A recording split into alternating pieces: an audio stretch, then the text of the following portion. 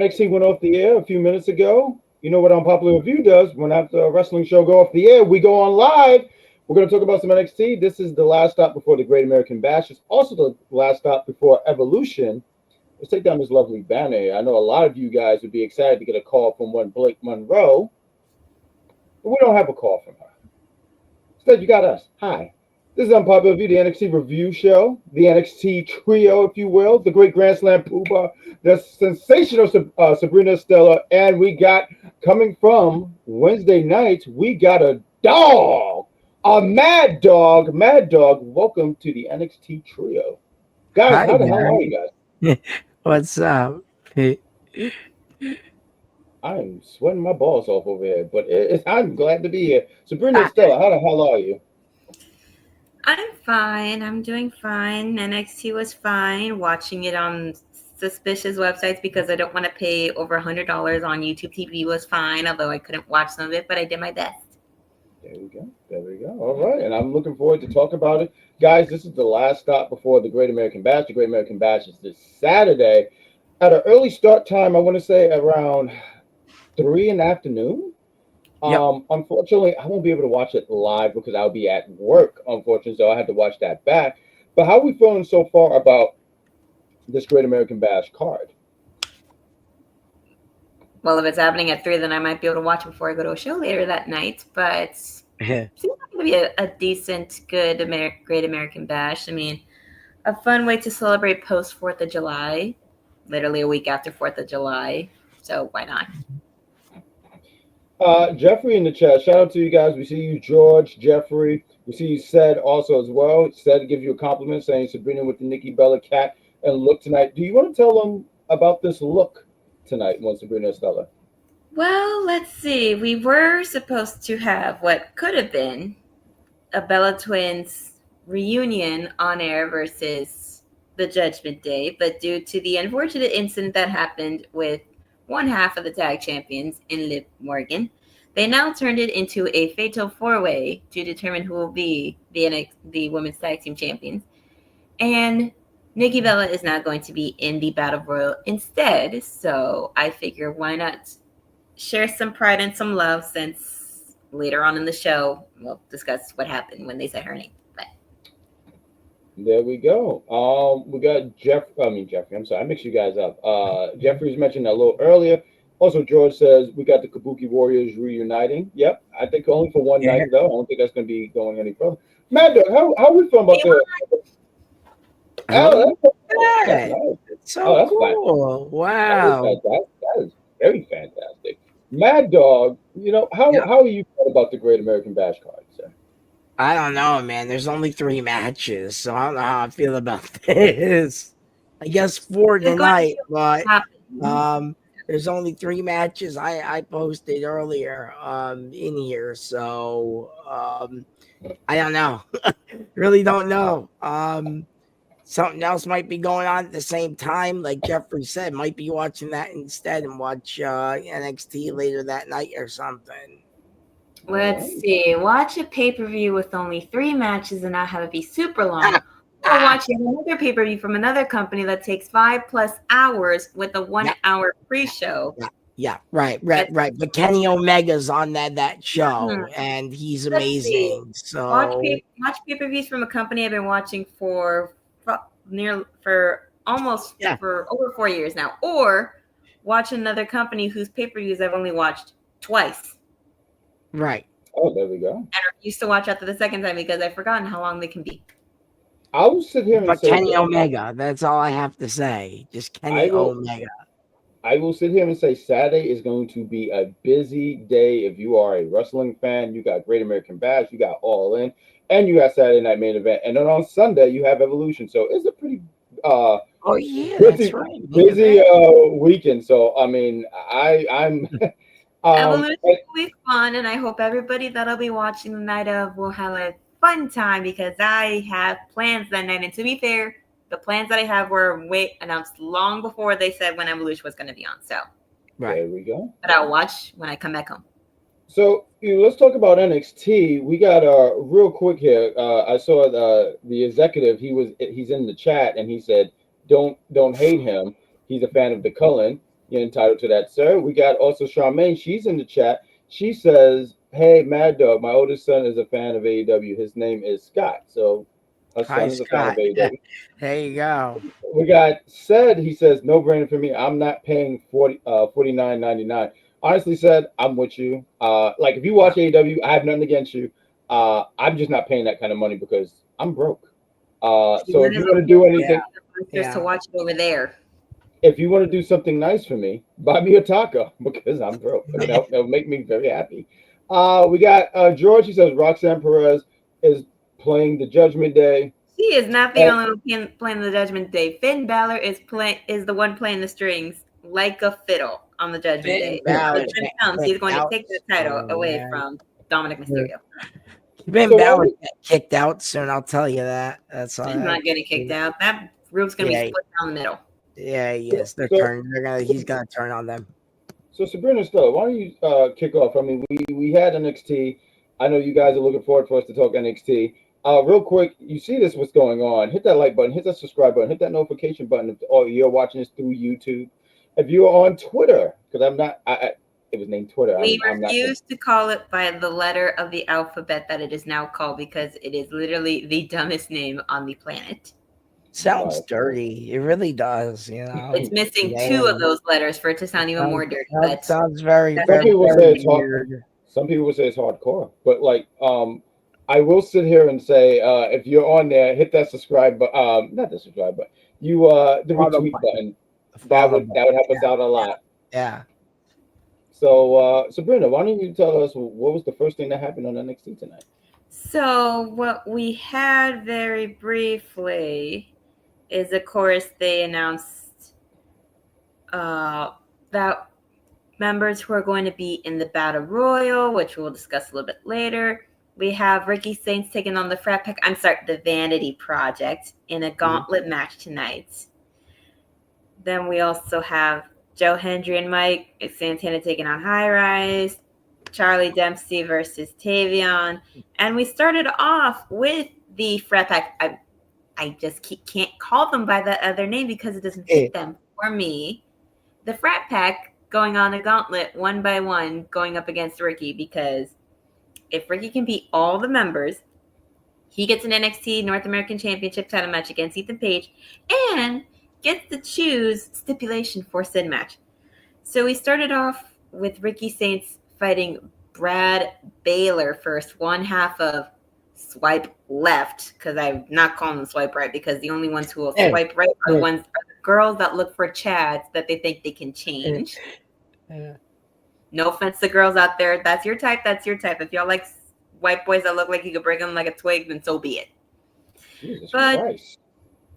Match was fine. Ricky had some control. Brad turns the tide, gets him down with some cross-face strikes here and there. Ricky hits him with a springboard tornado DDT and takes him out. And then we get Ricky Smokes, the other half of said tag team. And there's a near fall with the knee lift, and Saints, Ricky is getting down in a bad way. It goes back and forth. And with a jackknife pin, Ricky got smoked by Ricky Saints. I was going to say Ricky smoked a Ricky. That is kind of funny. Ricky smoked a Ricky. It is. I kind of chuckled.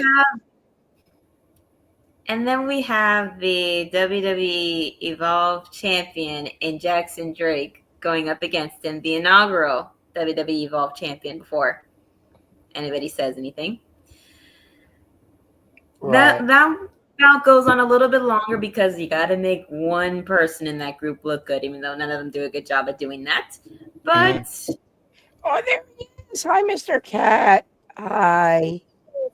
Hi. He sees us. He sees me. Hi. He was asleep, but I woke him up. He wakes me up in the middle of the night. He'll go back to sleep and be comfy again. But anyway. Yeah. They keep going back and forth. Some buzzsaw kicks, fireman's carry, double knee gut buster. more Fireman's Carry, Face Buster, Insecurity, a lot going back and forth. And then with the Rochambeau, Ricky Saints gets his shot at the NXT North American Championship. And after it's all over, Ricky gets on the mic and says he's going to dog walk all over All Ego, Ethan Page in the city of Atlanta in a match that he knows best. Anything goes. Falls count anywhere. Maddog, what did you think about this? Yeah, very interesting, right? I like Ricky, but I like Ethan Page too. And this is interesting again because I said it once on this show when I got hosted. Now that I'm on this show, I get to say it again. Tony Khan is a man of fumbles, and he fumbled with these two superstars, and my God, is it showing? Absolutely showing that Tony Khan fumbled 100% with these two. They're going to put on a great match Saturday. I can't wait to watch it or rewatch it, whatever the case may be. I'm excited for this match. I think Ricky wins, though. You know, your early prediction here. I know we'll get into it later. I think Ricky's going to beat Page. You know, Maddog, you said some great things here. You're a man of intelligence. I can tell you who's not a man of intelligence. One, Christopher Harris. He's a fool. I want to highlight these things because right now, I don't want to talk about wrestling. It's a cat. How's a cat's a goat? You know what, executive consultant, you know what you can expect? A text, because how dare you sit here and try to insult the greatest cat that's ever lived. You, sir, eat frozen meatballs. But I'm going to talk about this match here. You know, I honestly had no idea this was a gauntlet. I'm not going to lie. When Ricky beat the first dude with a DDT, I said, damn, this guy got kind of washed. Until I saw the next person come in. It's fine. The match was fine. I mean, it did what it had to do. Ricky overcomes the odds. Let me ask, because I don't watch Evolve. So the one guy, he is the Evolve champion, I want to say, right? Okay. Yeah. Jackson Drake is the inaugural Evolve champion. Yeah, because I saw that belt. I was like, clearly he's a champ, but so from what I know, there's only a male championship and a female championship. But I don't think they have the female championship being held by Callie Armstrong, who currently has a little feud going on with Natalia over there because Callie feels like she's better than everybody, and Natalia's like, you need to pay respect to those who paved the way for you. I will say, a shout out to the executive consultant, and I don't like giving him any credit. He can go to the bank if you want to get that shit. But I'll sit there and say he did take me to an NXT show, and before the actual show, they had what's it called, Level Up, and she had a match against. I don't think it was Ren Sinclair. I think it was what's her name, Brittany something. I can't think of her name. I'm sorry, it really escapes me. But I saw her one time. And I said, oh, okay, she has a look to her. So good for her. I want to say she's the one who always smiles, blonde hair. I thought it was Brittany something, but Brynlee Reese. Brynlee Reese. There we go. I don't know how I got Brittany. I must have been thinking about Britney Spears, but it began with a B, so that's why I was missing the name. But that was the first time I saw remember her because of her stint with Malik and Idris. So there we go. Well, good. Yes, thank you. Not only did you get it, but also Jeffrey. I slipped my name because I haven't seen her in a while. I think she's on Evolve.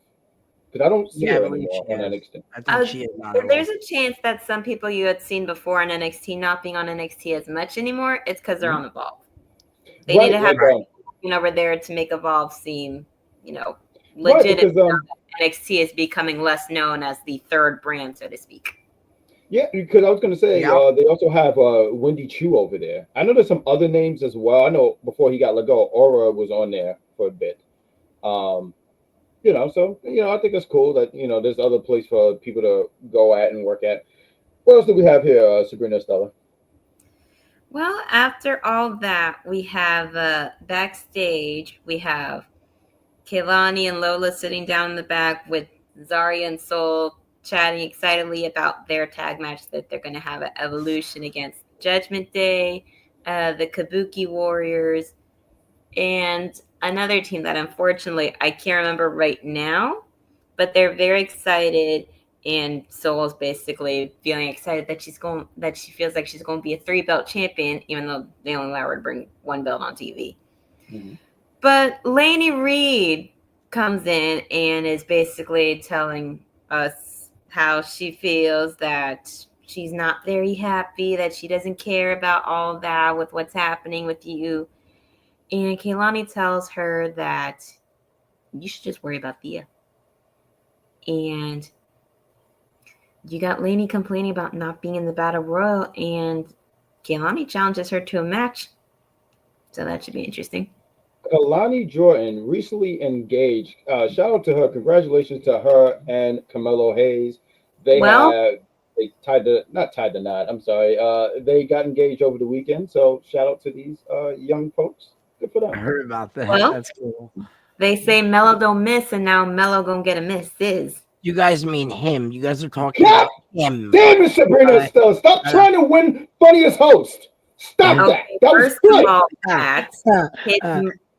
his him. Oh, great. Now he's is Melo don't miss. So I can refer to that tagline. Right, yeah. That was good. That was too good. Like, how can I compete with that? And because of you making that fantastic joke and me yelling, now this cat is up. He's scratching the back of his chair, and now you're irritating me. Oh my goodness! Oh no! Now he wants to be a part of the show. No, you're fired. Oh boy. He has beautiful gray bluish eyes. I can't. He has whatever he wants. What else do we got here? Once Sabrina Estella. Well, we get a little vignette moment Very that bad, Jeffrey. Basically gave me flashbacks to when Ariana tried to give Gigi Dolan a makeover with Blake Monroe and Jordan coming together because they said her current name for the sake of this, but this tag team. Mariah May calls up Jordan for a glamour workout, which is a Mariah May. Yes, I'm going to call her that because that's what her name's not Mariah May. It's Blake Monroe or whatever. I don't want to call her the retired actress, but anyways, they have their little moments. Mariah's explaining to Jordan how having a spa day and self-care and relaxing is another form of taking care of yourself because you always work out all the time. And well, it helps. Maddog, what do you think about Blake, Marilyn Monroe, and what's her name? Melanie. Who the hell is Melanie? Yeah, and Jordan Disgrace. I mean, like, right here. I mean, there's a Melanie now. Yes. No, Mariah. Maddog, you're throwing me off my game here. What's going on here? What? What's happening? I'm just saying, you got to take JC Jane seriously. And here she is. She's getting sparred and getting pampered and all this stuff. What are we doing here? Is Jordan Disgrace missing the target here? That's what's going on. I see Jeffrey in the chat. How can you not like Blake? I have all the reasons. Busy lady next week, and she's going to be in 3 matches? I think that's crazy. Let me tell you something about. I'm glad that you mentioned JC Jane. Thank you for saying that because I needed a reason to do this. JC Jane is just doing a lot of great things here. She's going to beat Jordan Disgrace on Sunday. Then she's going to go next Sunday because TNA is having an event. Shout out to TNA. It's Slammiversary. Yeah, she's going to beat Slamovich. Slamovich is going to be taken to the cleaners on a Sunday and left there. And that's what's going to happen. And I plan on when JC Jane goes there, I might go to Slammiversary. This will be my first TNA show in over 11 years. And I have to go and support my girl. And if anything happens, I know I have to hop the rails. And if you don't see me next week, we all know what happens. It just means that I got caught because I'm not as fast as I used to be. But Maddog, what did you think about this segment? I'm sorry, I had to take over because I heard JC Jane. I'm just confused on the name. First of all, you guys are calling her Mariah May, then you guys are calling her Macy May, and then you guys are calling her. No, the name is Blake Monroe. And I thought the segment was okay, but I kind of agree with you, BadGuy. I believe that JC Jane is going to win Saturday and then retain again on Sunday. I don't see the only person taking that belt off of JC Jane will be Blake Monroe, and I don't think it's going to happen anytime. You know why I don't think that's going to happen? Because I'm going to hop the rails. So there's no chance of having I have something in my news segment later on that why it won't happen. Yeah? Well, I don't have a news segment, but I have something in this dresser. Well, I do. So a bunch I'll of let shirts. you know later. A bunch of shirts in there. I'm very happy there's a bunch of shirts. Sabrina Stud, I'm sorry, this is so bad. We've hijacked the show. What's the next on the segment? Because Maddog is irritating me, Maddog. Bad dog. What we got here, Sabrina Stud? Is that why you're now a cat person? Trying to make me the fall guy over here. Don't you meow. I love that video game, by the way, with the little, like, whatever, the squishy with guys, the Fall Guys video game. Oh, yeah, I know what you're talking about. Yeah. It's pretty wild. Fun. What we got, Sabrina? What we got? Anyways, we have Charlie Dempsey versus Tavion Heights. And if Tavion wins, then he too is free from the no quarter catch crew and the Stockholm syndrome and all the emotional, psychological torture that Charlie Dempsey puts on everybody because he is not his father's son in that sense. Anyways, Charlie Dempsey just hits him hard right out of the gate, on the floor, getting him back inside, grappling, like going crazy, like trying to beat him down to the point to try to make sure that he cannot even move. But he will still get up and move with Ren, of course, outside in the corner. And, they go back and forth, like trying to nearly kill each other. Like, it almost felt like it was trying to be a last man standing match. But it wasn't. Probably should have been, right? Honestly, should have been a last man standing match the way these two hate each other. At one point, Charlie Dempsey stomps on this man's leg and throws him back inside and keeps putting pressure and pain on that man's leg. But Tavion ain't gonna give up. That's wild. And he's getting dragged into the ring and getting stomped on the ankle, and Ren just can't take watching it, even though Tavion refuses to quit. And I was getting flashbacks to when one Mr. Professor of a college did the same thing for Thea Hail, and Ren Sinclair threw in the towel, basically destroying freedom. I remember that. Sabrina Estella, she is. Oh, I'm sorry, Maddog. Please continue. That was a good flashback. She's right. I remember that. Now, Sabrina Estella, I'm going to give a shout out because she doesn't say names to people I don't like. So I saw that how you adjusted that. Because as soon as I heard it, my blood pressure went through the roof. I'm not going to hold you, but yes, that was a fair comparison. First thing first, I do want to say I see you guys in the chat. You guys are live. So I see George and Jeffrey going back and forth. Anyway, hi, Mr. Cat again. No, he okay, whatever. He does whatever. He's just a rebel. He wants to be the star of the show, host of the year. But he's not. Clearly, he is. He just took over. I do want to sit here and say, what kind of contract is Tavion Heights signed to? Like, why does it has to be if he wins he could get out? Like, can't you just go? Clearly, like, you don't want to be here. This guy's doing everything to hurt you. Like, the way he was bending this guy's leg and doing all this stuff, I'm like, this is not even training anymore. This is just straight up abuse. Right. Like, what has he got over him? Is there a nude? Like, Tavion, my man, leave this group. It's dangerous. It's just not good. It's not healthy for you. What happens here? So because Miles Bourne grew in popularity without Charlie's help in that sense. You mean young Randy Orton. That's his name, young Randy Orton.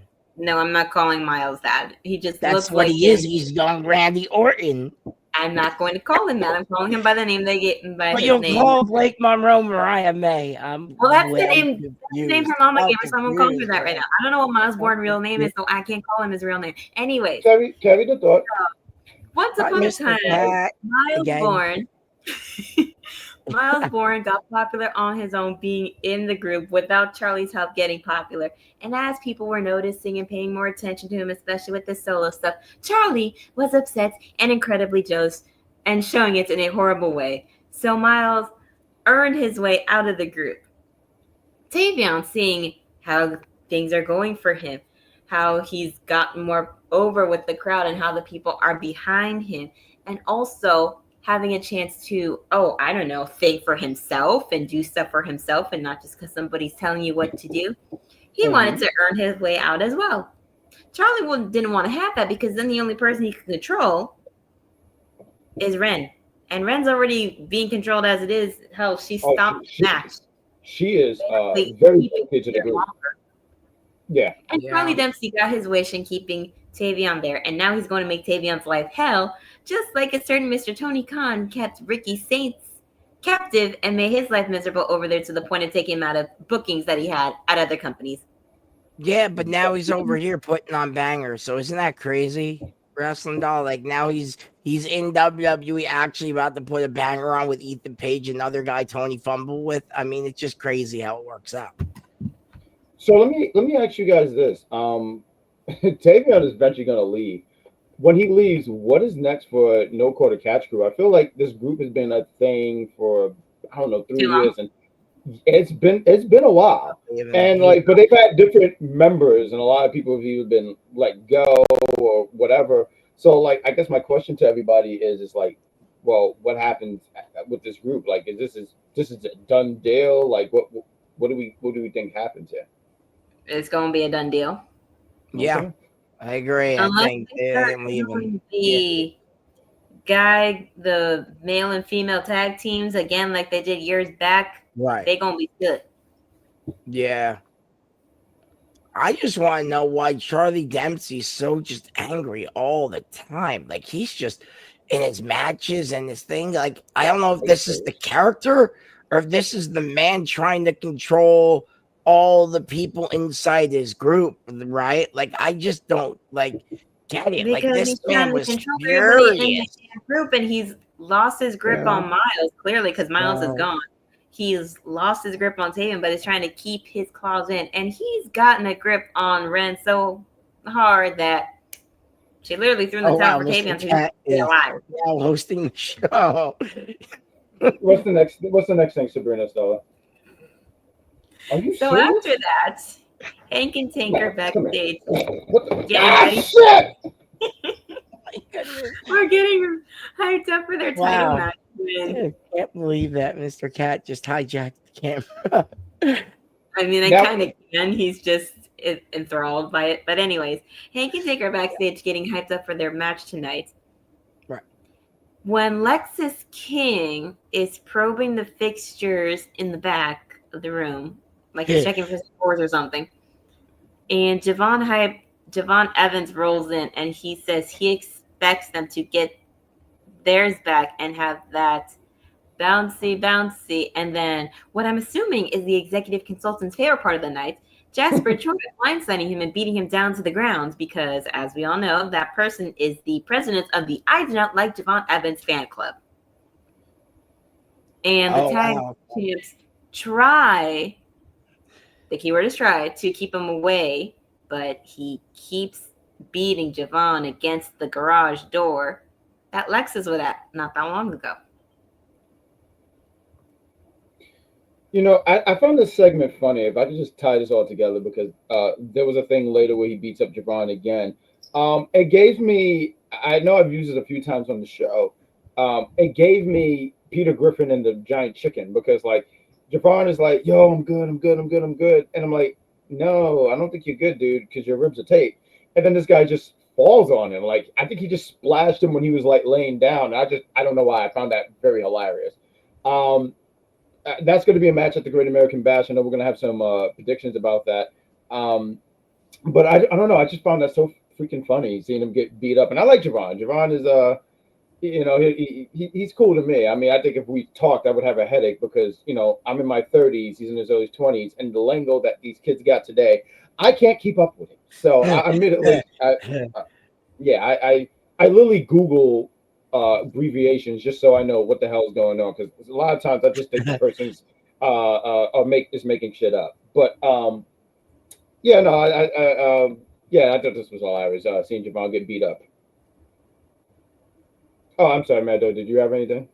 Yeah. First of all, I want to go back to the whole like, no quarter catcher thing real quick, crew, whatever they're called.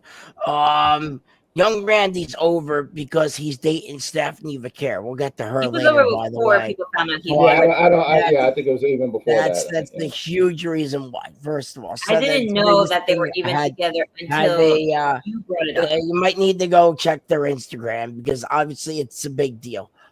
Anyway, as for this whole thing, yeah, I like Javon Evans too, but Jasper Troy, man, he won that contract on LFG I don't know, like a couple months ago, whatever it was. He's been dominating in in NXT ever since he came out. I mean, this guy got a world title shot against Obafemi right away. I mean, this guy is a superstar going forward, and NXT has to play their cards right to make this guy their next champion after Obafemi gets called up to the main roster. But as for this whole feud goes, I'm excited to see the match on Saturday. And yeah, I like Javon. I have nothing against him. Lexus King being there, that's kind of fun too. That's another one who kind of fumbled in, Tony Khan fumbled with was Lexus King. He also was in AEW one point in time, and now he's over in WWE actually being more successful. Kind of crazy, but not these days. So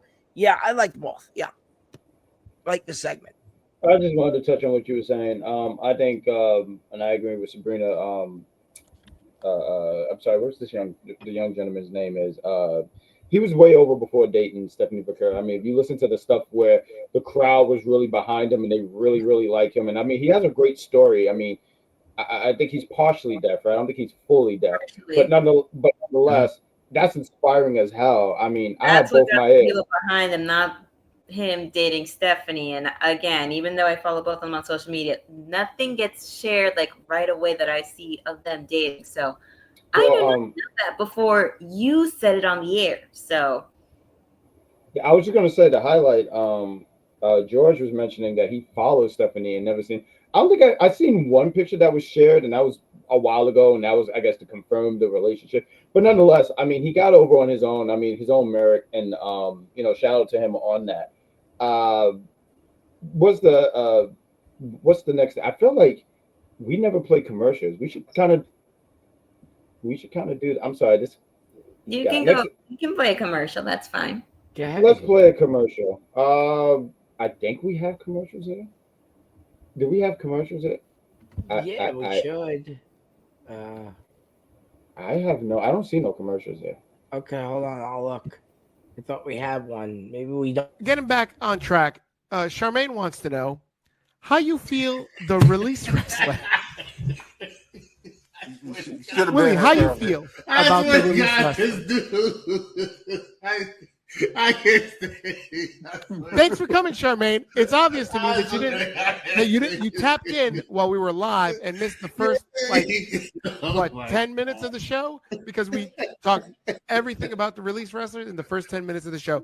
But now that you're here, I'm gonna ruin the show for everybody else, for Jeffrey, for Todd, for George, everybody that's been here for the first 10 minutes. We're gonna start the show over again. Ready? All right. Hold on a second. Ready? Where's the entrance?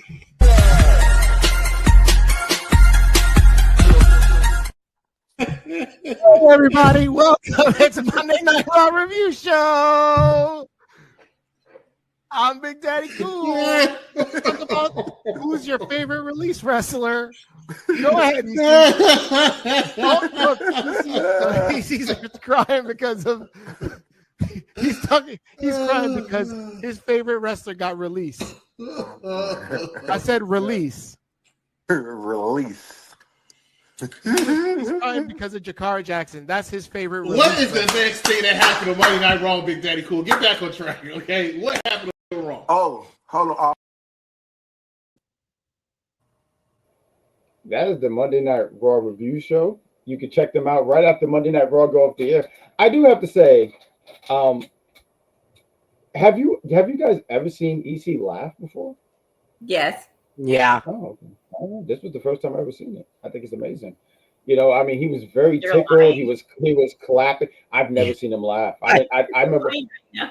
No, I remember one time I asked him because I did see him kind of laugh, And I said, why do you cough after that? And they said, I'm not used to laughing. I said, what? But the guy is fantastic. Check him out on the Monday Night Raw Review Show with one Steve, Big Daddy Cool. That's Steve. I didn't want to make him like two people. I feel like I messed up. And Willie. You could tell that commercial was old too, just by the intro that they had. Willie dancing in his body.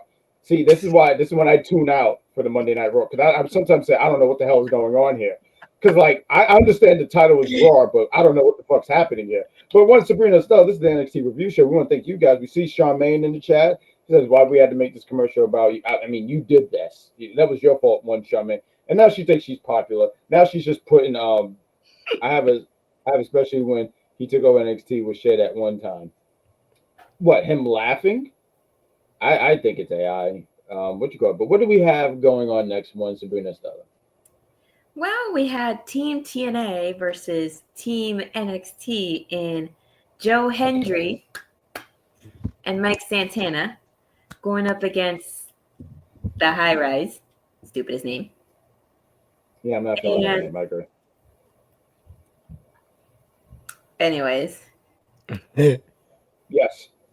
Match was fine. I have nothing against Tyson and Tyriek.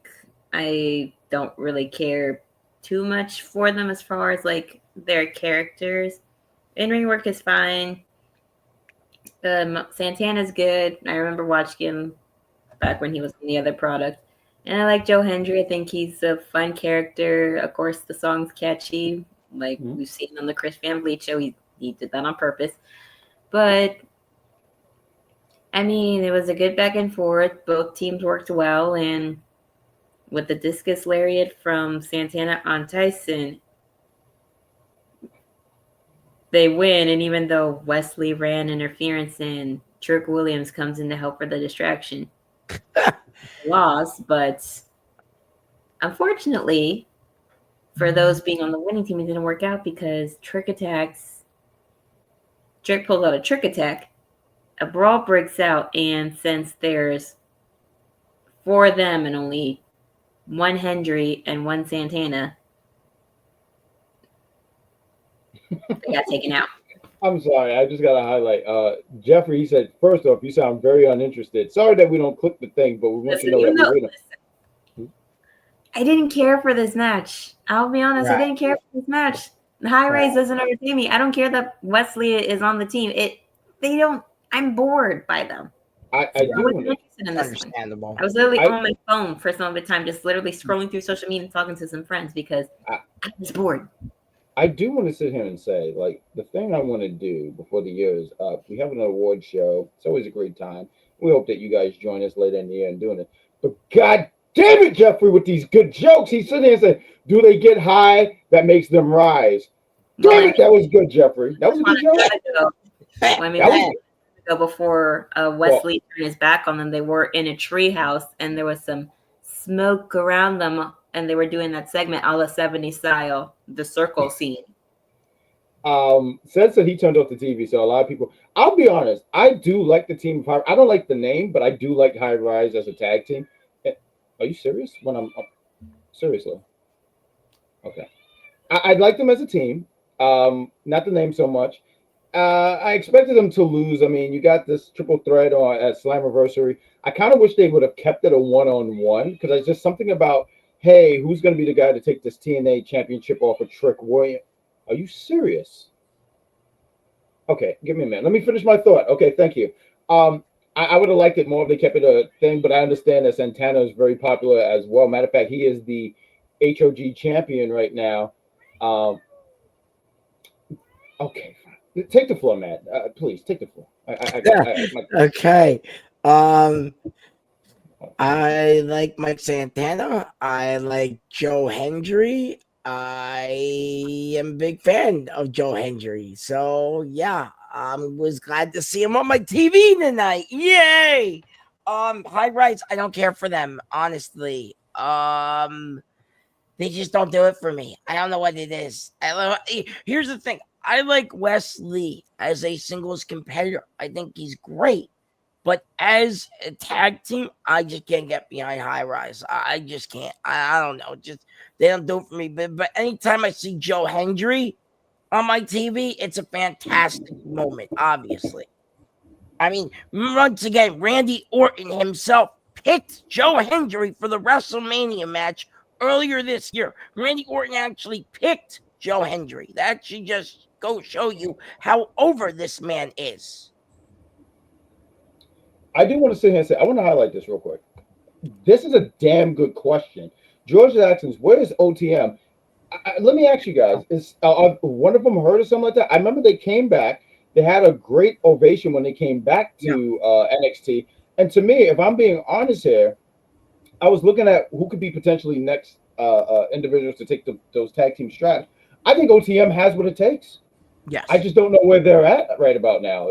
Is someone hurt? Is someone what's going on here? Because I think that's a team that you can really get behind. I think that's a team that it just has they have it. There's been a few times, and God damn it, Jeffrey. Jeffrey's on a roll. He said they're still in the mud. Just calm down, Jeffrey. Oh, all these are good jokes here, but I just think that there's something with them, and I don't know what's going on here.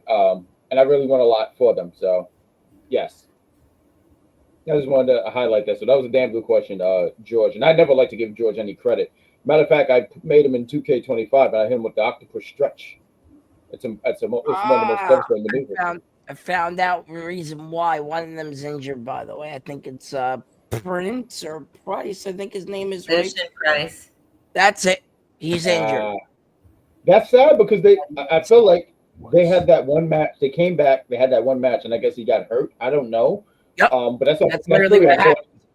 That's very unfortunate because I just think they have a lot of momentum. And there's been matches. There was a match that they had with the family. I mean, they're no longer a thing anymore. And Chase U. I agree. And way more entertaining than High Rise, in my opinion. But what do we got next, Sabrina style? So after that, we get a quick little video package of Keiji Muto, Naomichi Marufuji, Uka Sasaki, Io Sky, and Kato Kiyomiya. If I butchered any of those names, I apologize. I do not speak Japanese. No, you did a fantastic job, better than me. All wishing Inamura good luck and telling him that they believe that he has what it takes to be NXT champion, which was a nice little video package, especially for some famous Japanese talents all over the world. I thought it was cool that they included some of the talent from Noah. I'm not super familiar with a lot of those talents and stuff like that. I know who Great Muta is, of course. Io Sky got a little spot there as well. Yeah, that was cool. I think this match on Saturday, I've never been big on Amori. But thank you, because my pronunciation stuck. So thank you so much. But something about this match where I'm like, this is going to be a pretty fun match. I think one of the things that with this guy, I just want to highlight this real quick because I love this dude. This is my bodyguard. No, not you. I'm sorry, George. I don't mean to mislead you, but right there, I love this guy. He understands me. This is I love you. But I think the match is going to be a pretty fun match. I think that they have the signing. But did you want to have any input to this, Maddog? Yeah, I thought the segment was pretty cool, right? Like you guys said, it kind of just shows the diversity WWE has and how diverse WWE has in all talents and all wrestlers around the globe. And, I heard Triple H wanted years ago to bring, NXT everywhere, right? So this is kind of cool showing that. I'm excited for the match. I don't see Oba family losing that belt anytime soon. So yeah, I just don't. The only person I see him taking the belt off of Oba Femi is Jasper Troy. I don't know why. Maybe that's the way they built him. Maybe that's the way Jasper Troy with the star. I don't know why, but it's the only real threat I see against Oba Femi is Jasper. Really, Jasper. Yep. I mean, he got size to him. I think I got to see more. I didn't watch LFG. You should. You'll see why. Okay. All right. Hold on, Maddog. Let me tell you how this all works here, right? I tell some things. I make some jokes. No one yells at the bad guy. You know, you should. I felt very hurt by this portrayal, Maddog. Sorry about that. I didn't mean that. I was just saying it's a Oh, great. you're fine. You're good in my book. I'm just joking. I'm just saying it's a great show, and you should I know they're on season 2, and maybe I'll check it out. I was just messing with you. Okay. But you know, I don't think I think they're gonna run it back between him and Trick. Yeah. I don't think, because they never had that one. They never had that one-on-one. So well, they never did one-on-one anyway, so they're going to do it at some point. But would that be title for title, or would that be like, how would that work? Nah, he's not. Trick is not keeping that title. Okay, he's not. No. Anyways, we get a Dark State promo. They talked about how they invaded Impact. Yeah. And last week and everything else that they got their hands into, and they pledged to take a real close look at the tag title match tonight, which good for them. They invaded TNA. Whoopee! It's cool. All this Something else I'm not interested in.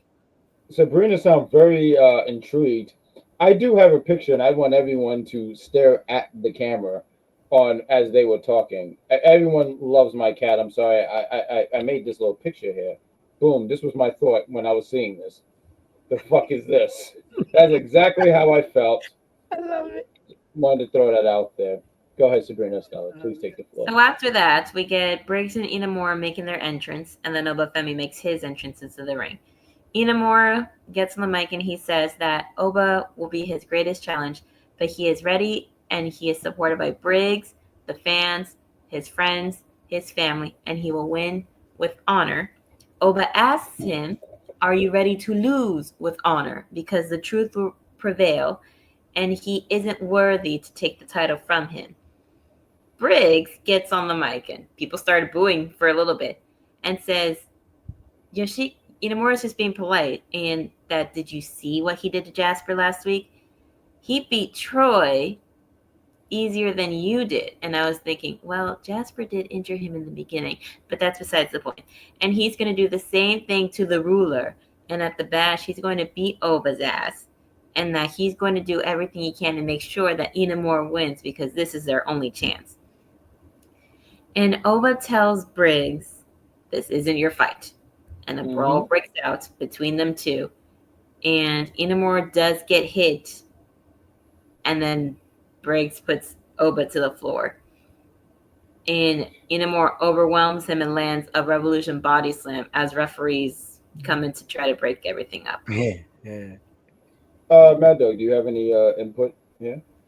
This segment was fun, but felt like there was just too much going on. I don't know. I know they wanted to build this whole Oba versus, how do you say his name? I'm going to butcher it here. Inamura.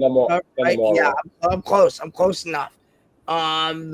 Match. So they had to do something here, but I don't know if it was enough. I don't know. I'm looking forward to the match. So I hope it's a good match, but I don't know if this was enough to build it. I don't know. I'm on the fence. See, I'm this right here, like this pronunciation right here. If he was a teacher, I would pray that he got fired, because this is too much for me.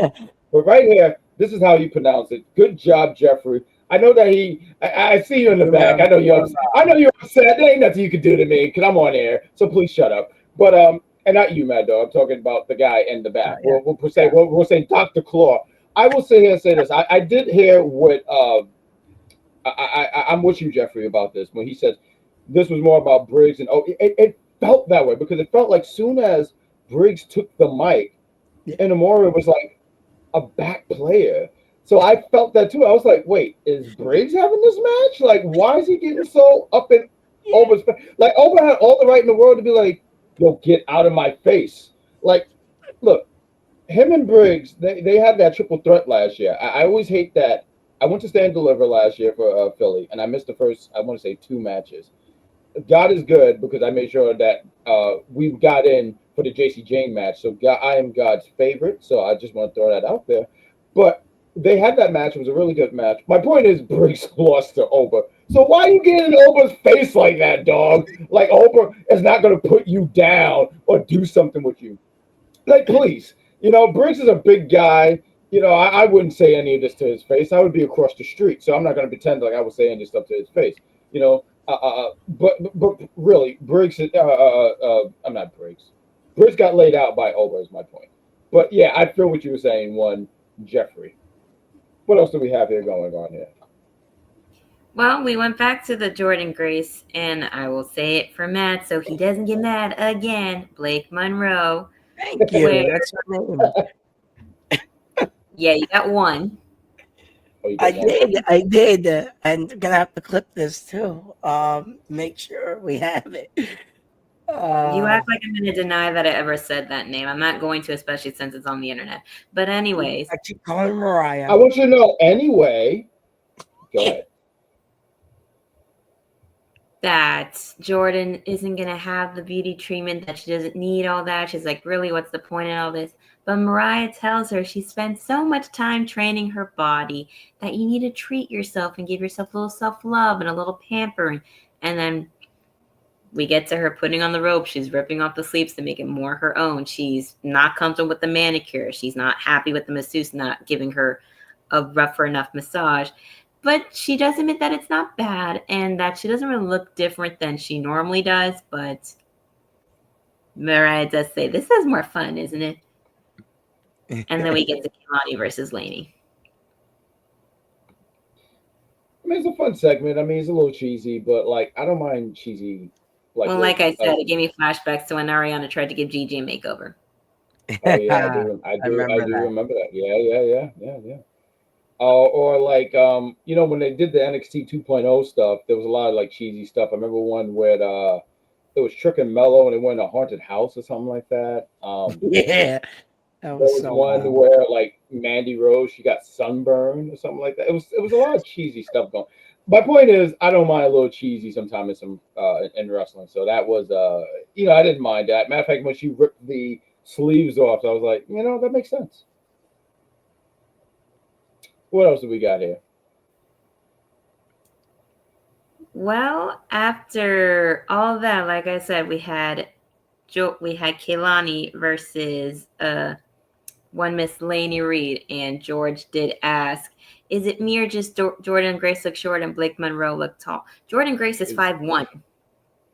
That is crazy because like I was talking to the executive consultant. I forgot how long ago. We usually have like some really good talks and stuff like that. And I was like, yo, I didn't realize like how small she is. And now you could say that, but she is 5'8". Huh? Mariah is 5'8". Oh, Mariah. Blake Monroe, but yeah. I told you got one, and that's the only one you're getting. I know. Maddog, let me tell you something, Maddog. This is your first day on the show. What is going on here? Did you see Sabrina when she said it? You only get one. I don't like yelling. You only get one. Now I've woke somebody up. I've woke up the Bronx, and I don't care because the Bronx get on my damn nerves. But you get one. Now I'm. My goodness. Look, Jeffrey's 5'8". I'm 5'11", by the way. I'm taller than everybody here. 5'3", I think. So that's Okay, Crazy Joe. No. Real quick, I want you to finish. But right here, 61 inches is short. No one has time for all this math, Crazy Joe. Please just give us the exact number. It's like when someone says something will change. Just tell me the exact change so we can go on with my very day. Don't yell at Maddog. I'm gonna yell. I like to yell. I'm the yeller. I don't even think I like how any of that sound. Sabrina, take over. I'm gonna put this come out of her mouth.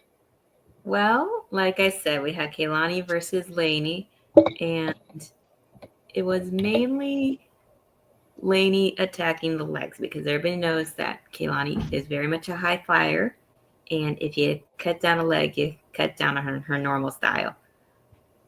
Like especially to putting her in, slamming her leg on into the apron, putting her in a half crab, and along that we see Zelina Vega walking in from outside.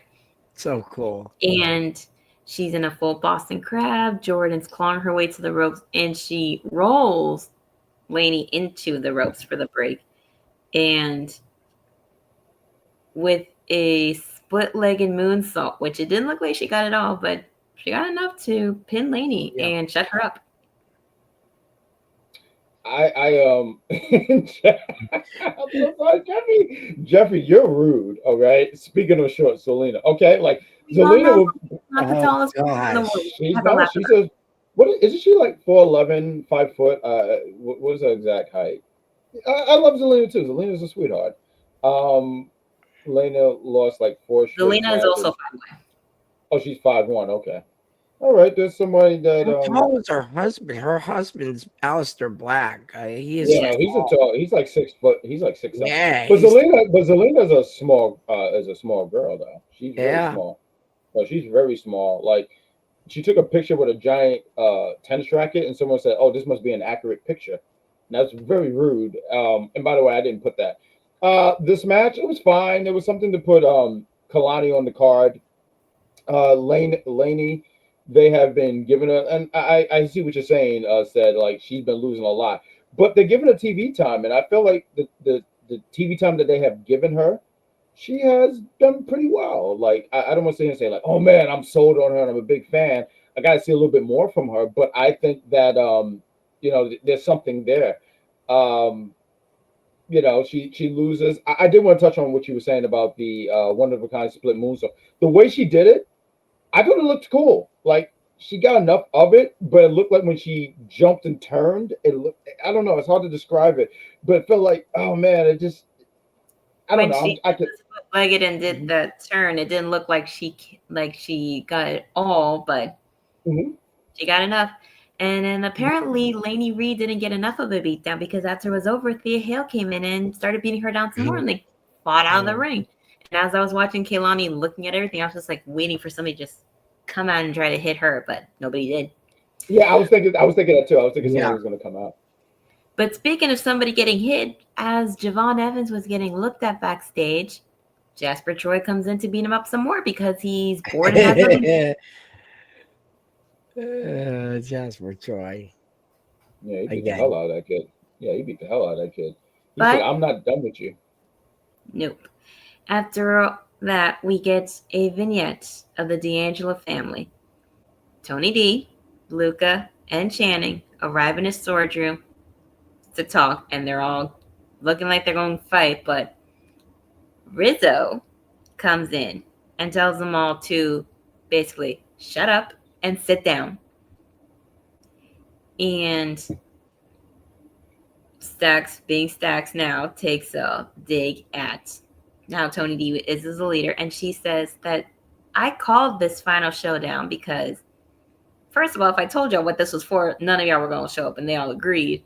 Second of all, from where I was, I saw how all of y'all have been acting since I've been where I was staying, and all of y'all lost focus of what Tony and Stacks created here in NXT, and all the ways that they disappeared, that they brought her in, that they brought Luca in.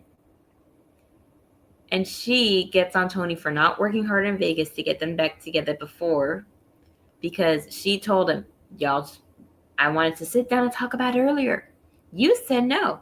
And he said, did you really think that this was going to get us back together? And she's like, at first I thought I did. I really thought I did. But there is no saving this, because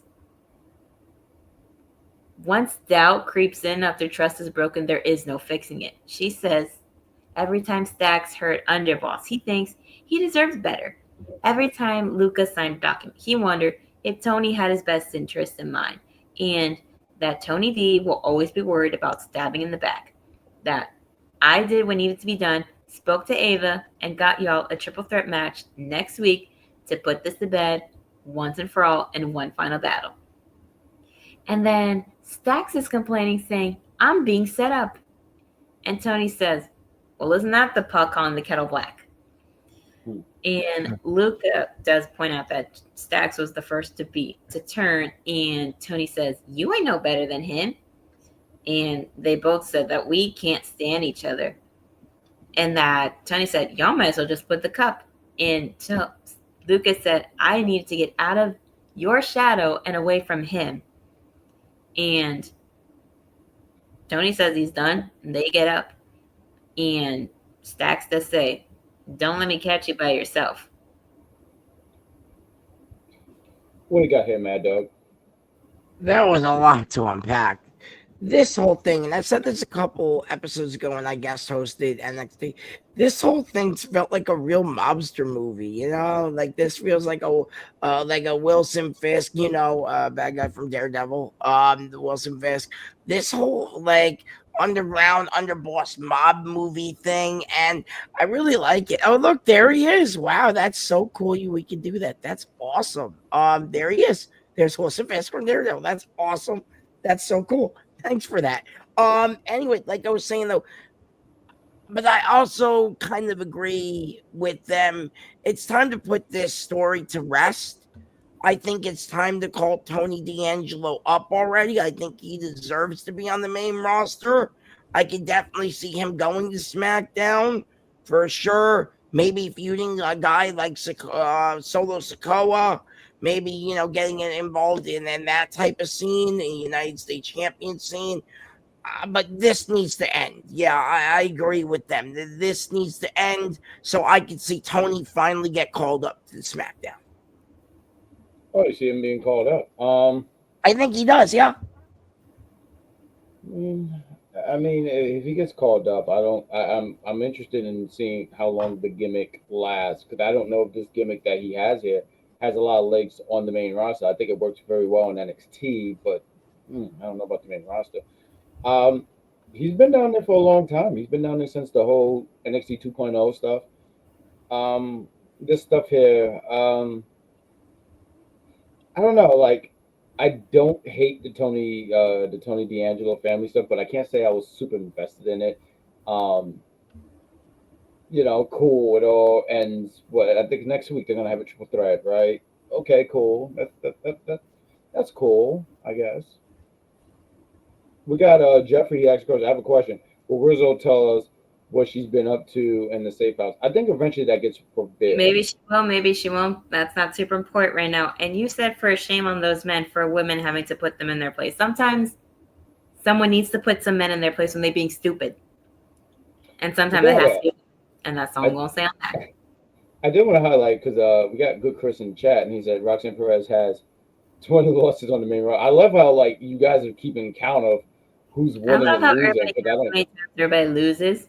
Mm-hmm. Yeah, I was going to say, because I had no idea about any of that. I feel like Roxanne has definitely gotten some wins on the main roster, but 20 losses, I'm like, did she win anything? I'm beginning to wonder. But what do we have next going on? Because we're definitely running late. But commentary was discussing, trying to get, Vic was asking, like, do y'all think that Tony's in the wrong? Do you think Stacks? He couldn't even, Booker was like, I'm not getting involved, but he couldn't even finish because Jasper starts talking and he says he's done with Javon Evans and he demands that Ava does what she does best, make a match and put him in that match at Great American Bash. But Javon's not done with him. He storms in the ring, lays him out with the super kick. Even though Jasper did hit him in the ribs, he gets revenge with the super kick and then follows it up with a dive out there. And then they keep fighting as security pulls them off of each other. And then we get a quick little vignette with the Cullen welcoming Tatum. And she says she's right at home. Niko says that he put Hank in takedown once. He'll do it again. And that they didn't attack him last week, but he will stop at nothing. Shawn tells him to calm down. The truth will come out. For now, they're going to take the opportunity handed to them because of this misunderstanding. And he says, they're going to win the tag titles. I'm going to win the NXT Women's North American Championship. And Tatum says she's excited to see all her new friends with belts that match the colors of their hearts. Now I was thinking to myself, those aren't black leather, because I'm pretty sure all their hearts are black right now. So why don't we just jump into that match right there? Because I know there's other things, but we don't have to touch every little thing. So why don't we talk about this tag match? We had the Cullen going against NXT Tag Team Champions. I will say this is the first time me watching the Cullen that I was actually entertained to keep watching. Oh, really? Well, why don't you take the floor here first, please? Well, I mean, before it even started, they were fighting for starters. Hank and Shawn were fighting each other like crazy. And Niko comes in, he's going crazy. Hank goes crazy. It's just a big smorgasbord of insanity. And Izzy and Tatum are running interference like they're going to be doing as the match keeps going. And they just keep going back and forth. And Tatum did distract at some point. Same with Izzy getting a cheap shot in. And of course, it doesn't work. And then Ruka comes in and fights Izzy since they're going to be fighting for the one belt she can show on TV at Great American Bash. And Zarya picks up Tatum like she weighs nothing. And well, to be fair, Zarya is a very strong girl. Yeah. And with the assisted power slam on Shawn Spears, Tank and Tank are still your NXT Tag Team Champions. Now, I will say this. When this one sent me the picture of Soul versus Izzy, I told him I'm going to be living in my land of Delulu, as the kids say, and pretend that Izzy winning is not a possibility. Just like the Cullen winning was not going to be a possibility. I said it might be. Listen, if those two couldn't win the belts tonight, there's no way she's winning at Great American Bash. I don't know. They might not win the belts at Great Might American not. Bash. Might win. John Spears and Niko Vance couldn't get the job done, even with Tatum and Izzy interfering. I wanted to touch on what Jeffrey was saying because we're going to talk about Booker T getting knocked down. And it's funny because I heard Vic say, "Book, are you good?" And I didn't see the fall until social media, and I saw him get laid out and knocked down, or however you want to. Yeah, Booker T. Booker T seemed to always be falling in some kind of capacity. Can you please stop? I feel like at some point they're going to need to put Booker in the middle so he stops getting knocked out and falling every so often on NXT. Yeah. But I think they probably have him there because he's the bigger one of the three of them, and only two of them are trained wrestlers. And the one that isn't is always sat in the middle. So, just saying. I didn't think about that. Did you have any thoughts about this, Maddog? Yeah, clothing's actually starting to grow on me. As crazy as it sounds, I'm starting to like him a little bit more now. Like DC said, their entrance is pretty entertaining. Not gonna lie, but yeah, I'm starting to like them. And once again, who was Shawn Spears? Another AEW guy who went to WWE has done better now. Okay. I like Shawn Spears was formerly Ty Dillinger on WWE first, then he went to the other product, and then he came back. He still was in AEW, so it doesn't matter. He went from AEW to WWE. That's how I know from WWE to AEW and then WWE. So. Yes, but I don't remember him in WWE first. I remembered him as Ty Dillinger. He wasn't WWE first. Yeah. I don't remember that. I don't remember his first run though. I remember his AEW. I remember that. What's the next thing that we have here? Anyways, we get a quick little vignette of Chase U with Kale Dixon having a panic attack. That was saying he can't wrestle. I wasn't for that. The one in charge says not to worry, they'll figure it out, even though Uriah was literally pumping the thing and that he couldn't move his arm because he was like, I can't move my arm. And he's like, unplugging it. They're like, oh, thank you. We'll take care of that. You don't need to do anything. And then that was over. And now we get to the moments that everybody waiting for Revolution has been waiting for tonight.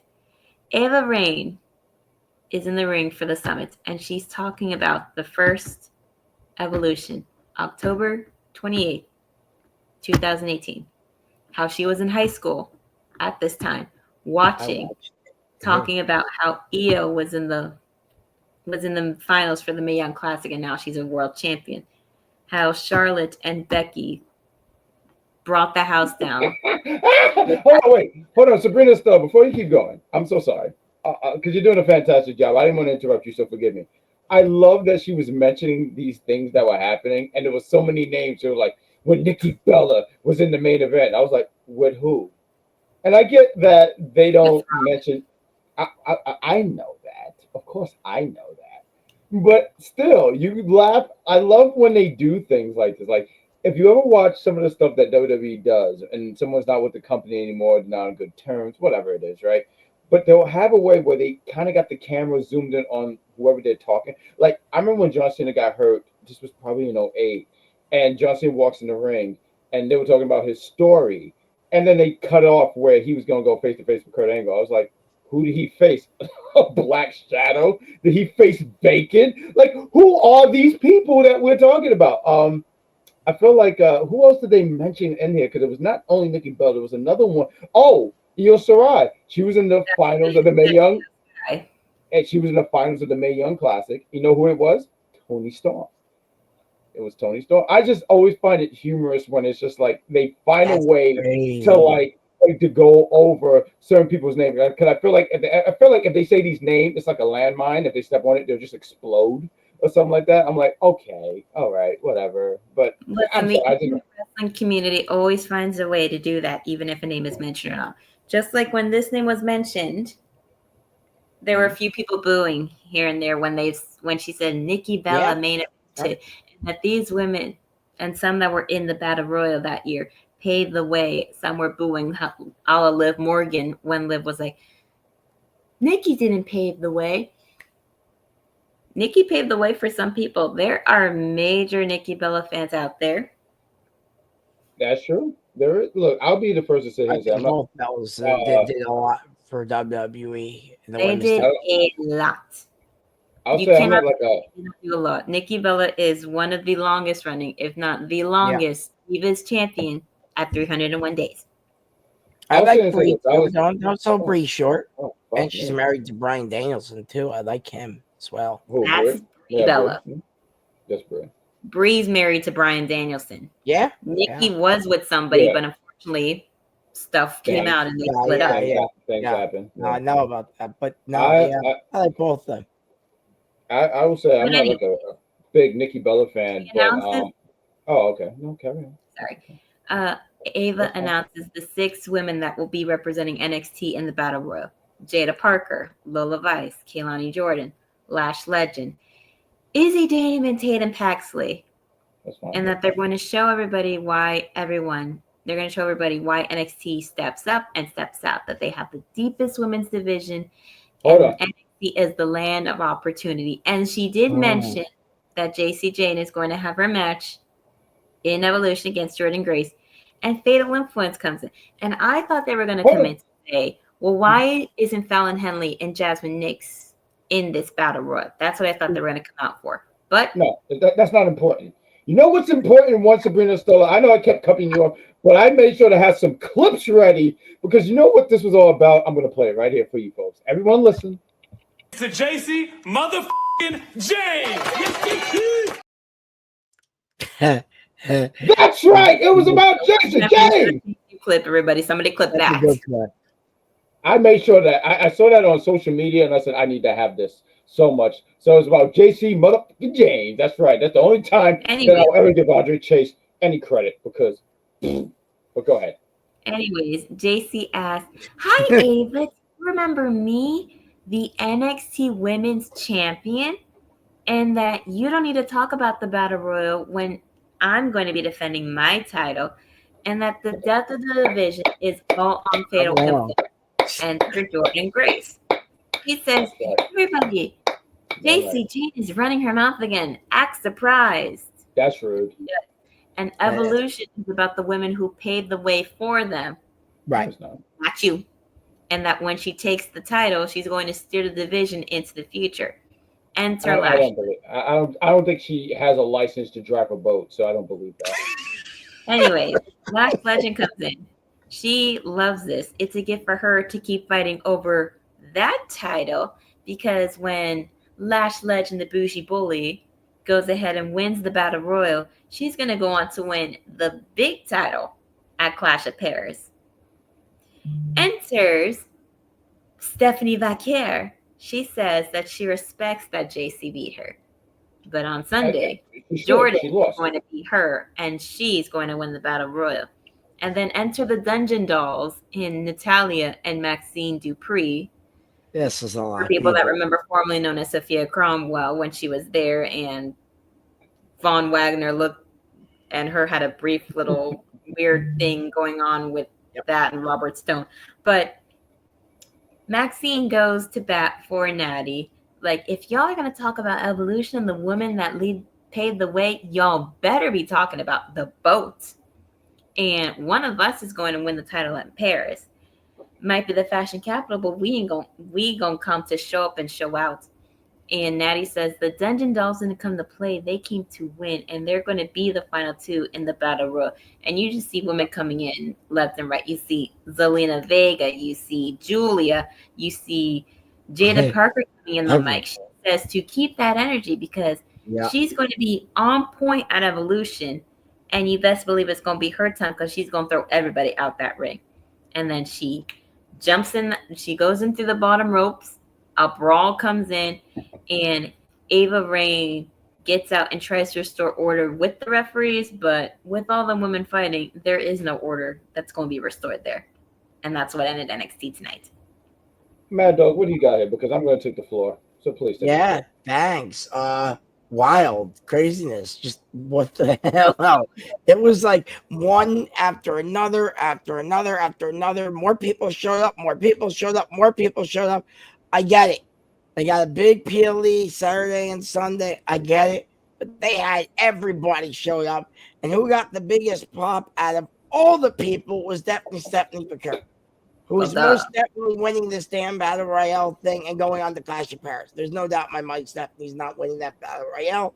I do also believe JC Jane's probably going to retain her title on Saturday. I don't see otherwise why she would drop it so soon unless she gets called up to the main roster. And I don't think they want to do that yet with her.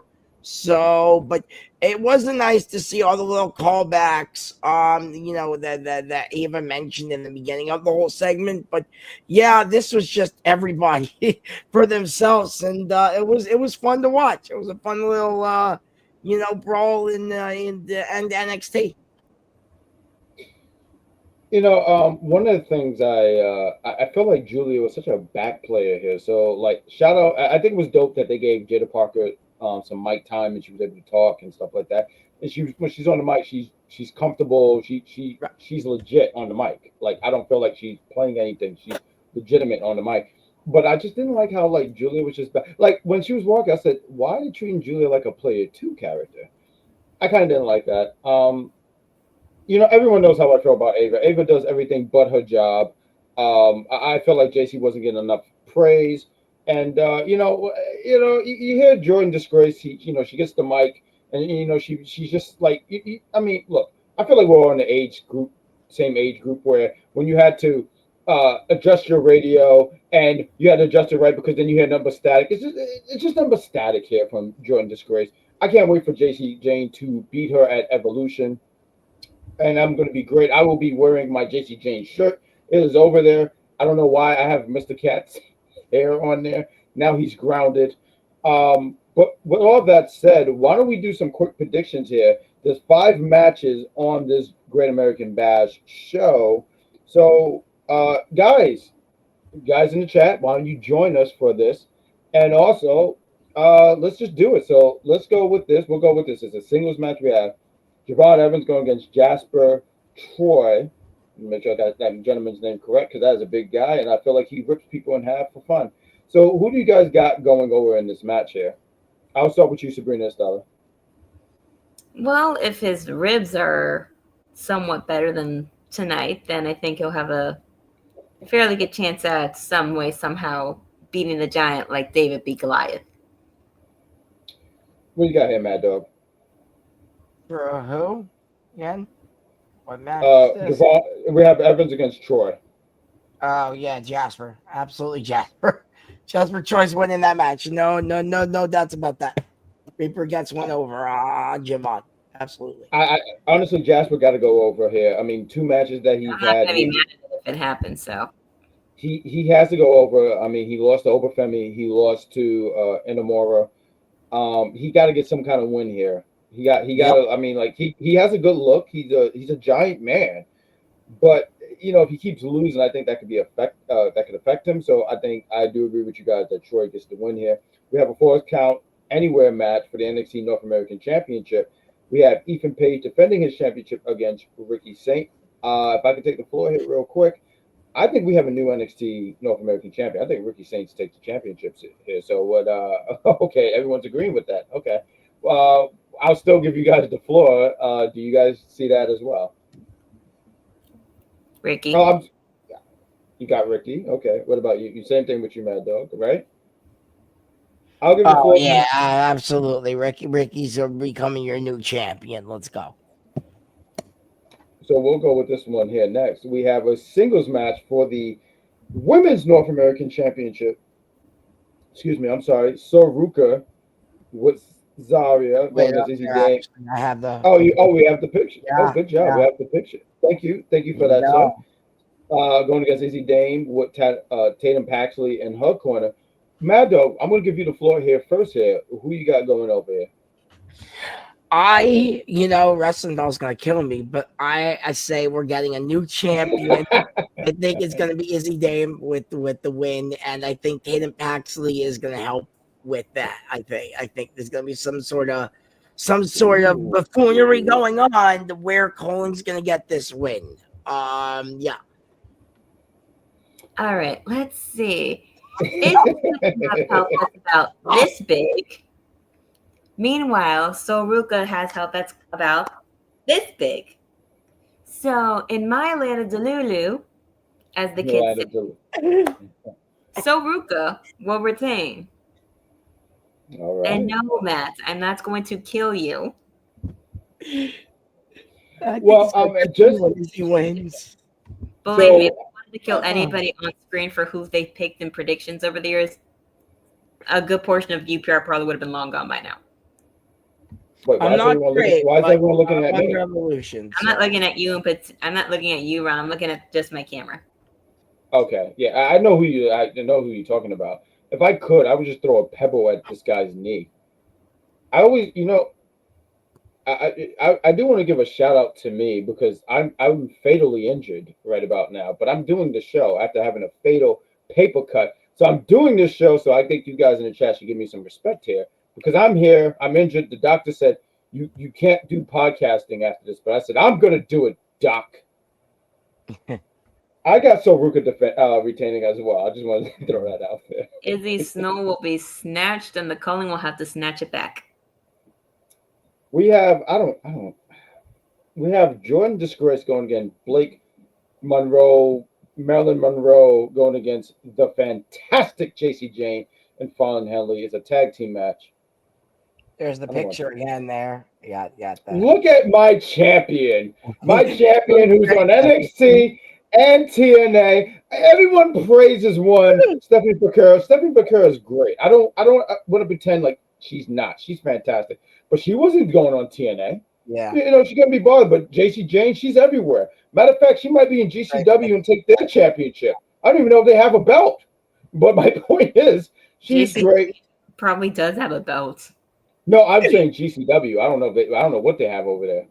I mean, I know they do have a belt. I just don't know which ones. I know they have doors. Belts. I don't know if they have a women's one, but Sabrina, still take the floor first. I'm just gonna say one thing first, Jeffrey. You said Tam Pax is gonna be out there. You saw what happened to her tonight, right? She got carried out by Zarya. It might happen again. But anyways, for the match happening for this tag match, this match is going to give momentum to one of the two that'll be in Evolution the day after. So if they want to build the momentum for JC keeping it, obviously they're going to have Team Fatal Influence winning. Of course, they have the advantage of outside help with Jasmine. And if they want to have... Don't do that, Sabrina. If they want to have Mariah May's debut in a WWE ring go well, they'll have her and Jordan win. So I think they might have Team Jordan and Mariah win only to make Mariah look good in her debut. Maddog. I'm torn because I like all four of these women, obviously. So I'm kind of like, I don't know who to choose. It's like I want Fatal Influence because JC Jane's my girl, but at the same time, I kind of agree with with Wrestling Doll here that Blake Monroe, gonna say the name right. You can say the Is name getting they gave her her. ring in the tag Her mommy gave her. match. So I say Blake Monroe and Jordan Grace. All right, I'm going to give my prediction. I'm going to say it real quick. I was expecting that anyway, so. Blake Monroe.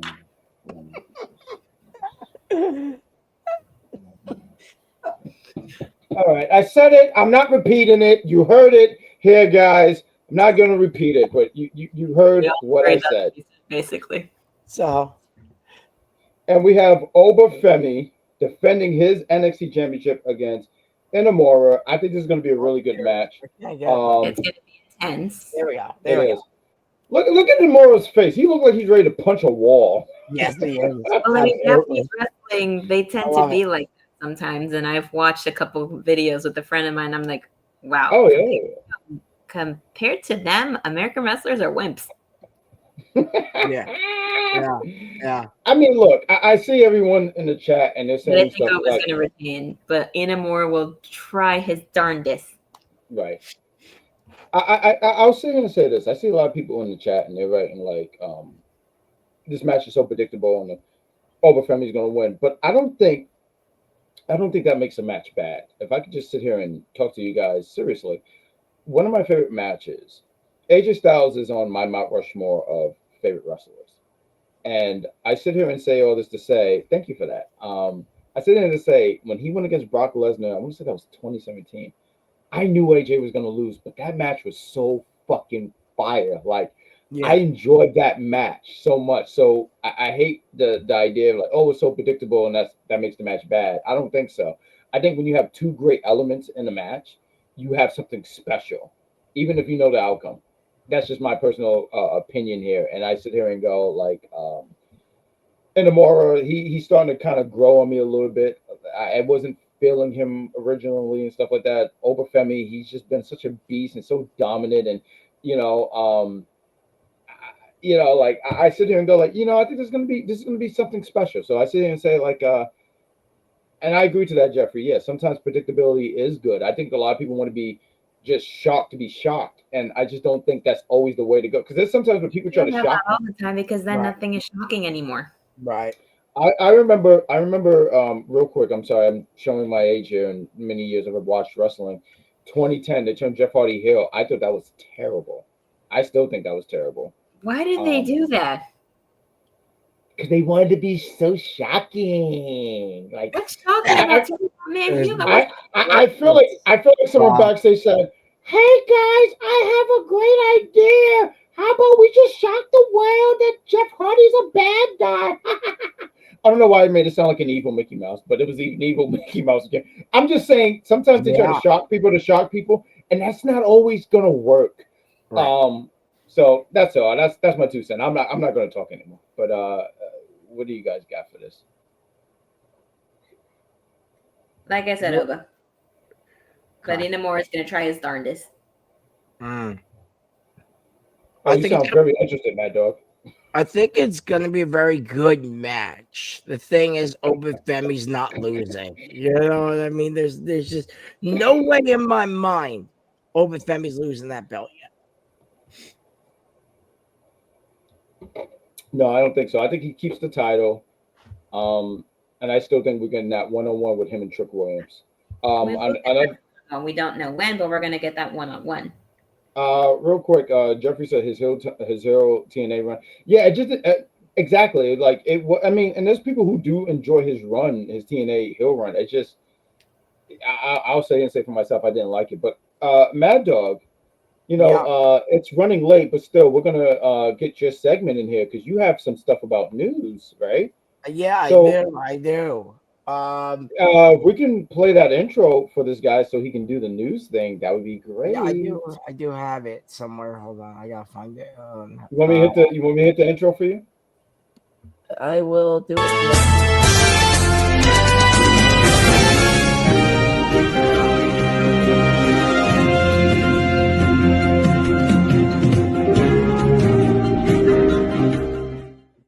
guys, what's up? All right, so I'm gonna try and make it quick as I can. I actually had a lot here, but I'm gonna shorten it down here. So here's what's going on this week. A lot, but I'm gonna try and make it quick as I can here. WWE's long-term plans for Braun Breaker is to turn on Seth Rollins, according to Bodyslam.net. So when he does turn over, I'll make this pretty short. He's actually going to have Paul Heyman stick with Braun Breaker. Hi, Mr. Cat. You can join us. Tony Khan addressed Mercedes Moné, saying Mercedes Moné kicked creative control rumors. Tony Khan held the media conference yesterday saying that he is in control of the creative plans and all creative plans, and he praised Mercedes. So we also addressed Britt Baker, saying Britt Baker has not talked to him about leaving AEW, and there's no ongoing talks about her leaving AEW anytime soon. So apparently Tony Khan cleared that up. Sami Zayn was written off TV on Monday. I don't know why they didn't say. But I'm glad he's off and taking a rest. He's worked pretty hard. This is the story I had earlier in the night. I want to get to it. They might have, sources have indicated, right, Blake Monroe, saying the name as it should be, might turn heel in NXT later on down the line. There's a possible talks about her turning heel. Will that happen Saturday? I don't think so. I think they want everything to look good for her debut match, but there is a source out there saying she might turn. So that's very interesting there. Jelly Roll, if you guys know who he is a megastar in the country music industry. Might be actually doing a match at SummerSlam. He's actually training down at the Performance Center with a bunch of wrestlers. I don't know who's going to be in the match with Jelly Roll if they do something at SummerSlam, but he's supposed to be very big plans with him for SummerSlam. They want all this star power for SummerSlam here. Survivor Series next year might take place in Saudi Arabia. So that's another big story going around. No, if it's true or not, I don't know.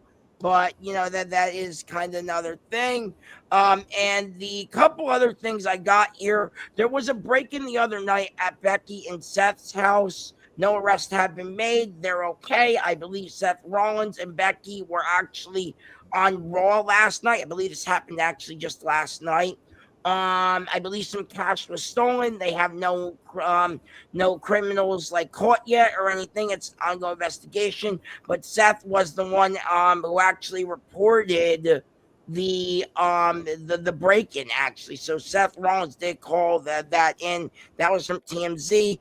And the last thing I got here is this is very interesting. WWE 2K25 is a video game out right now. Everyone can go get it. I think it's on sale 50% off right now. This is very interesting. They're using unreleased footage of Bray Wyatt in the video game coming out with this new Bray Wyatt DLC. So they have unreleased footage of Bray in matches and I'm guessing this segment, Firefly Funhouse, whatever he did before he passed away, they're going to use this in the game. So I'm really interested about that and see how that's going to go. And I believe that pack goes on sale, I think, next week. So keep an eye out for that. But that's very interesting. And that's all I got. I just wanted to highlight, because you was just talking about the stuff about, I didn't know about that until you said that. And Jeffrey's writing, he wrote in the chat, he said he heard about that, and thank God nobody was home. And I just feel like people got to just do better. Because you hear stuff about this. I remember stuff about Mandy Rose. I forget if it was Mandy or Sonya, but I remember hearing about that. And same thing with someone would live. I forget how long ago, but I feel like it was very recent. I'm just saying, all this stuff like it is guys, you gotta do better than that. I heard about the stuff about Bray and the 2K stuff, and I think someone even wrote, and the way they wrote it was it's gonna be emotional. So I got 2K. I haven't downloaded any of the DLC and stuff like that because I'm broke. But if it's a tribute to Bray, I love stuff about things like that where it's a tribute to somebody who's no longer here. It's a way to keep their memory alive. So I think that's. But that said, that's all that you got for wrestling news. I also have one more story. I might as well have it here. If you guys remember, I think her name was Elsa Dawn. You guys remember Elsa Dawn? She used to be in NXT. I thank you. I have the Dawn. There's a rumor going around. WrestleVote said she was backstage at an AEW show like a couple weeks ago, and it looks like she might sign with AEW. So, and and my notion to that is good for her. Yeah, I like when people find a place and find a new home and stuff like that. If I can just use that as an example, Cedric Alexander, I think a lot of people thought he would go to AEW. I don't know if he has a signed contract with TNA. I don't know how that is, but I think he's going to kill it in TNA. And Aladon and AEW, I don't feel as confident with their women division so much. But this is coming from a guy who don't watch AEW religiously. There's a lot of people who watch it enough where they're like, hey, this is probably a good fit and stuff like that. But good for her that she found a home. So shout out to her for that. Yeah. And like I said, that's really all I have for real this time. So that's it. Fantastic. So with that said, we're going to close the show. We went an hour and 36 minutes. It is midnight. So shout out to you guys for being here with us and just talking some wrestling and enjoying the content. So we always appreciate that so much. I think it's always important to tell you guys how much we appreciate that. Because I can sit there and say we like the conversation about professional wrestling. But with that said, once Sabrina, Estella, you have some great content going on and stuff like that. So please plug your content. Well, I have my YouTube channel, The Unofficial Camera Woman, where I go throughout Central Florida, occasionally south, to record and put up wrestling matches on the interwebs. And you see people that you see sometimes on WWE, AEW, TNA, NWA, possibly maybe New Japan, wherever they may go. I made some videos public from a show I was at a couple days ago. Gonna make some public in the future of a show that I will be going to this weekend. So I will put those out, be on the lookout for that. And of course, the grind never stops. And then I have my thing next week. So love that for you. Fantastic. For myself, we took a break this week. We might do a show every other week and stuff like that. But the Big Pop Theory podcast is a fun show. We might, so the plan for this weekend is to do Saturday. We will review Saturday Night Main Event. I think you guys know how I feel about one Bill Goldberg. I know how you like. What's so funny, Mad Dog? You're laughing. I can say this on air. I was out of a group chat for the Unpopular Review. Here's Mad Dog. Hey, Bill Goldberg is on TV. Hey, where's Jack? That's not funny.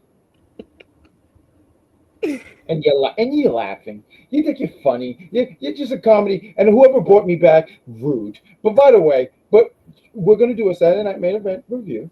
If Bill Goldberg wins, I think you fans win because I'm going to tell you right now, not even fans, because you're not fans. You're with us. You're part of the pack. But it's going to be a problem. There might have to be a wellness check for me if one Bill Goldberg wins. And then we're going to review Evolution on Sunday. I will have my JC Jane shirt.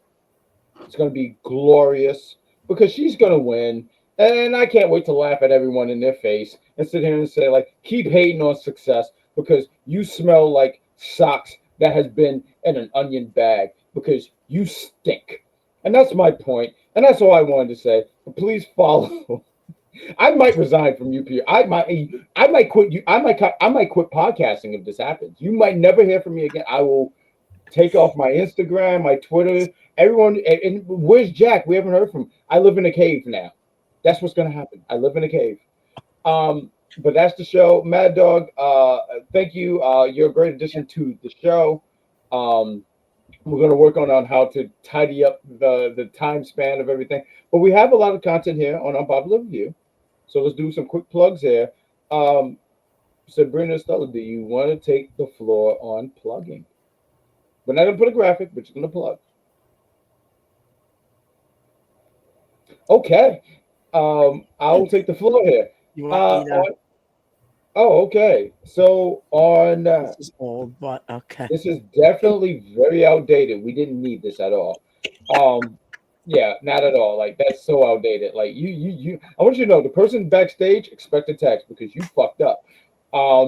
Monday Night Raw. You can watch the Monday Night Raw review crew. They go on right after Monday Night Raw. It's one Big Daddy Cool, the executive asshole, and I'm so sorry.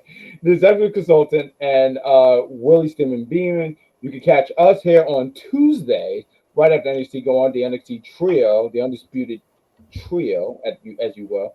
I feel like we had to do the Undisputed sign here. On Wednesdays, you can catch AEW. They do the Dynamite show. You got Venomous Venny, Cactus Katie, and the Sheriff. And on Sundays, you can catch the SmackDown Penitentiary with one Vic and the Silent. So I feel like that's Oh, don't forget, I'm doing a prediction show, Big Daddy Cool, on Thursday. We're doing the Evolution, I believe that is. Yeah, Evolution prediction show this Thursday with Big Daddy Cool. And then I'm doing another one with Venomous Vincent's for the AEW All In pay-per-view on Friday night, 8 p.m. So one Thursday at 9, and then I'm doing one at 8 p.m. on Friday with Vince. So check those out, please. that sounds like you are going to be a busy guy that day. So Yeah. Fantastic. I think that's Yeah. I feel like that's all the plugs. Follow our social medias on Facebook, Instagram, Twitter, Twitch as well. I feel like we hit everything here, so I'm not. I feel like hit that like button, that subscribe button, sharing your wrestling group chats and all that stuff, and that's fantastic. So hey, if anyone can hit the outro button, that'd be great because I'm too tired.